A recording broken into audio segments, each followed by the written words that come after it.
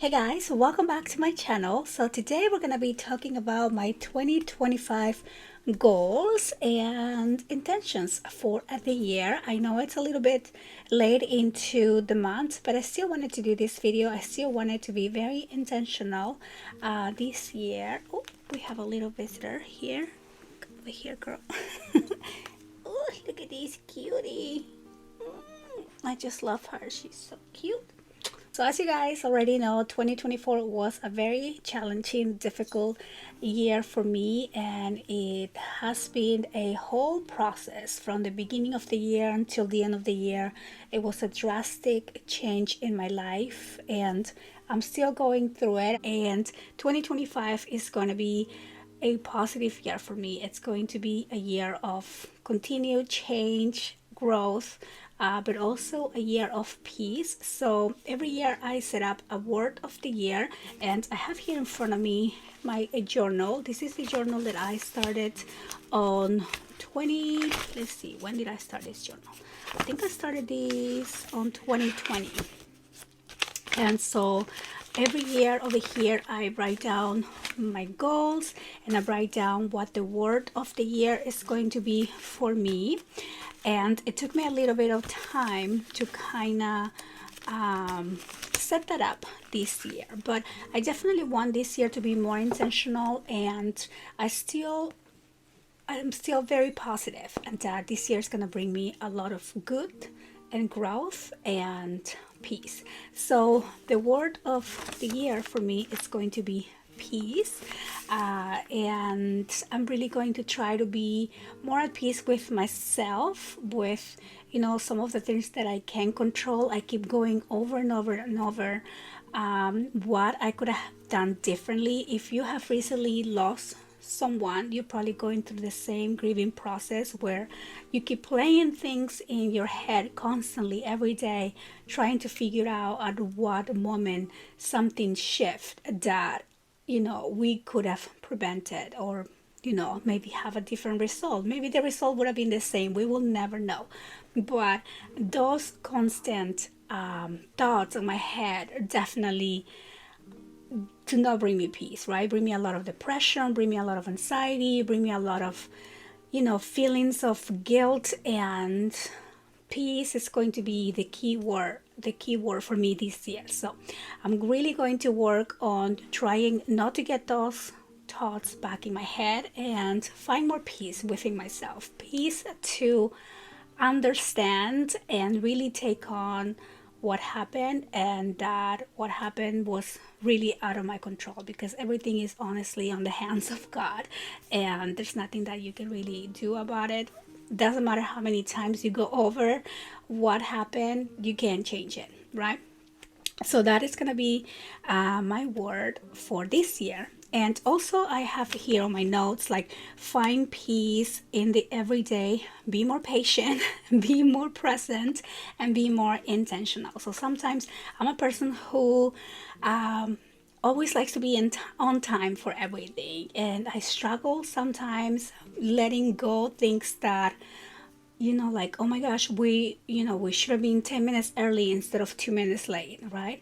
And I keep going over and over that for the rest of the day. I can't let go when things kind of already shifted like that. So I really need to find again the peace that, okay, it happened, it's done, let it go, and let's move forward. And yeah, so that's a lot of my daily struggles. But anyway, so that is gonna be the keyword for me this year. Also, do let me know if you guys do a word for the year, or something that you're really aiming towards. Put it on the comments. I would love to read that as well. And now let's move into my 2025 goals. So this year I was really thinking about my goals. I don't want the goal to be decluttered anymore. I don't want the goal to be exercise and lose weight, although there is a little exercise here. I want my goals to be a little bit more intentional. So anyway, so my first goal for 2025 is going to be to journal on a daily basis. I want to be, again, very intentional about what happens during the day, and I don't want to daily journal as a what happened, like a diary, but mainly like being grateful that, finding the good out of every day and writing just 2 lines about that. Nothing very difficult, nothing that has a lot to do with getting a big setup or collage or anything like that. Just sitting down 5 minutes before bed and writing the positive about the day or the challenging about the day, or something that was bothering you, something that you wanted to, maybe tomorrow I won't react that way, or maybe tomorrow I will try to be more positive and not let things get to me. Everything, all of that.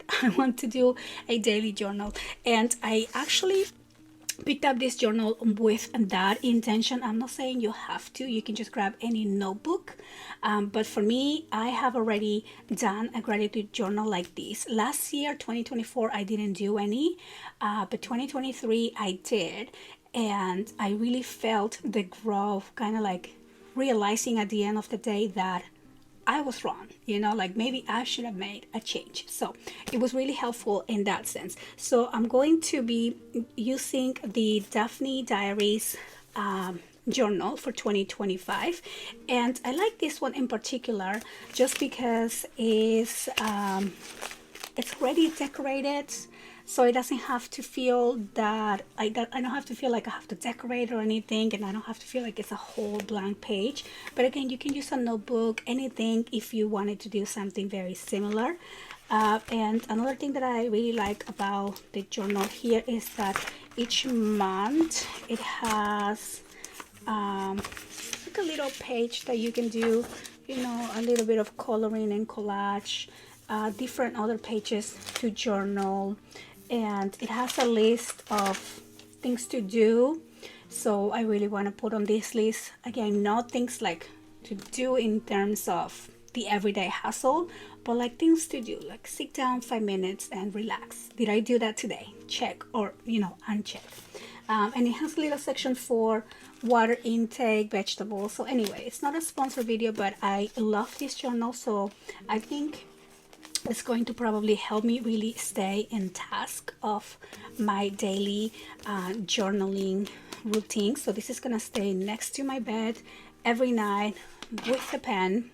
And so it's just a very simple 5-minute process every day. So my goal number 2 is to take better care of myself, my health. If you watched the previous vlog, I was in the emergency room. I really need to pay more attention of like vitamins. I'm really good about drinking water, but I guess, balancing food and activity is really what I need to do. So again, I'm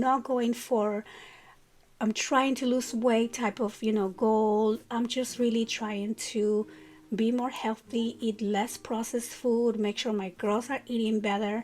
We're drinking a lot of water, which that's the good thing. We always do drink a lot of water. We never do like sodas or anything like that. Sometimes I'll make a smoothie. And also to exercise. I do suffer from chronic pain, so I do notice a difference when I'm not doing my stretches or my exercises that the physical therapy sends me to do at home. I feel stiff when I don't do it, so I really need to continue that process and make progress with making my back stronger, my knees stronger, and stretching. And also maybe I'm gonna try to add a walking routine to my week, maybe going out for a walk instead of always being working out inside the house. Maybe just go take a nice walk somewhere or around the block. Try to do a little bit more of that. Breathe the air that is outside. That's really good also for relaxing your brain, clear your mind, and breathing the fresh air. Also, part of goal number 2 is cook new recipes. You guys have seen me on my previous vlog. I'm trying to cook daily meals at home. More than just the easy takeout. Sometimes it's easier, sometimes it's not, but it's definitely not healthier, and if it's healthier, it's more expensive, right? So it's better to eat at home, healthier food, and kind of do the meal planning. Last year I started a meal planning, and I did really good cooking at home, having everything at least ready in the fridge for me to use. Compared to when I stopped doing my meal prepping, we went back to last minute eating out, because I'm also tired. I also work a full-time job. I have my girls. I have, my crafting business. I just have a lot of different things happening. So it's easy to just go and get the takeout. So I am very guilty of that. So going back to my meal planning, to at least know what I'm making every day and to have that ready in the fridge, it's going to be a big help for me to continue that journey of trying to take better care of my body, my health. So that is all goal number 2. Goal number 3 is to go on a no spend year. But hear me out, because I know it's a lot easier said than done. I mean, you know me, I'm a collector of things. I'm a collector of books, collector of craft supplies, collector of Legos now for my daughter. And all of those things that bring us joy, I still do want to enjoy, but I definitely want to make cut on unnecessary expenses, like always getting the Starbucks coffee. I already said I was gonna kind of give that up unless I really, really want one as a treat, because number one, the sugar, number two, the expense, that how it adds up, especially because now every time I do Starbucks run, it used to be for me, now everybody wants like the dragon fruit lemonade or whatever, so it's always like a $30 bill. So I really need to cut on that. Also, another thing that I did this year to cut the expenses is to reduce a lot of my unnecessary subscriptions. Like, I had everything. I had Disney Plus, Netflix, HBO, Hulu, name it, I have it, because every time something comes up that me or the girls want, we go ahead and do the free trial, and then we end up keeping the subscription that we probably most likely don't need. Yes, we do watch a here and there show, but I don't think not. We don't even watch that much TV to begin with. So I went ahead and cut most everything. I left 2 that we actually really go to. And if there's something that they used to go to before, now go to what we have, because it's just way too much. It's hard to keep a control of what you're paying for, and it's so easy when everything is automatic payments. You don't even keep track of it until you really sit down and look at it and you add it up. And I'm like paying probably $150 a month just on TV that we don't watch. Also, ending subscriptions that I know they're very practical for me, in the sense of it's so easy to get things delivered to you. And it's so easy to put in my subscription, so you don't have to remember to reorder. I am stopping those and actually going to the store. So if it's something that I actually do need, I will go to the store and get it, instead of like, oh, it's here. Maybe I need it, maybe I don't, but it's here already, right? So that applies a lot with my pets' food. For example, we have subscriptions for the pets, so the food comes automatically. And sometimes, they get tired of the same things. They want to try something new. They don't eat the same thing. So we end up going to the store and getting them different, things to try. Or we realize some things have more value in terms of vitamins for the pets or whatnot. So we are sometimes changing things up. And once you are tied to a subscription, then it's hard to do that. It's hard to compare prices. And it's just too easy, right? Because then it becomes something very wasteful, I think. But anyway, if that works for you, that works for you. That used to work for me for like 2-3 years now, but I think I am now going to be more intentional about, okay, we need it. Let's make the list for the week. Let's go get it. I'm also subscribed to this coffee company that I really like. And now I stopped that subscription because I have bags of coffee that I haven't used, because again, I go to Starbucks, or I run out of time to actually make the coffee and I drink the coffee at work. It's little things you don't think about. You don't think about, I'm paying for this. It's like, it's coming every month. I put it on the cabinet. It's accumulating. I'm not using it. Let's just pay more attention to that type of spending. I want to use my money on things like traveling and making more memories, and maybe going to, somewhere new, somewhere we haven't been. So we have enough. Let's conserve our money to maybe now explore, travel, and save. So That's goal number 3. Goal number 4 is to read more. I read a lot this year. I obviously 2024 wasn't the best year for me, but I also read, I believe, 65 books. And it's never about the number of books that you read, but I do put myself a goal, because that way when you have a goal, it's not about the number, but it's about the consistency of I should pick up the next book.